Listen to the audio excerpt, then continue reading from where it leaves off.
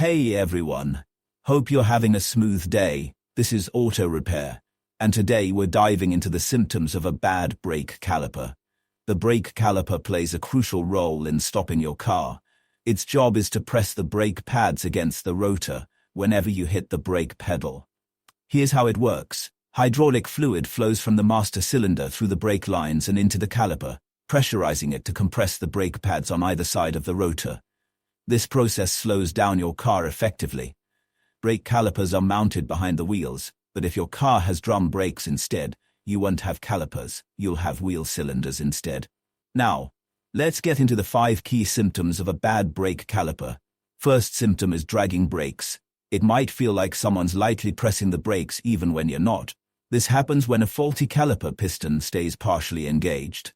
Second symptom is car pulling to one side. If your car pulling to one side. If your car veers to one side while driving, a caliper piston or sliding pin may be seized.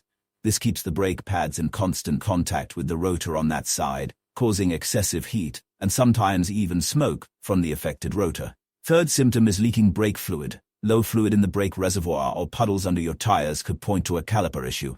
Common sources include leaks from the bleeder screw or the piston seal. If the caliper itself is in good shape, replacing the seal and dust boot can save you money compared to buying a new caliper. Fourth symptom is poor braking performance. If your brakes feel soft or spongy, and it takes longer to stop your car, a leaking caliper piston seal might be to blame. The escaping brake fluid reduces hydraulic pressure, compromising your braking ability. Last symptom is uneven brake pad wear. When replacing your brake pads, you might notice one side is more worn than the other. This could happen if a caliper with multiple pistons has one piston stuck, causing uneven pressure. Locked-up sliding pins can also create this problem. If you suspect a bad caliper and want to learn how to replace it, check out the repair manual I've linked in the description.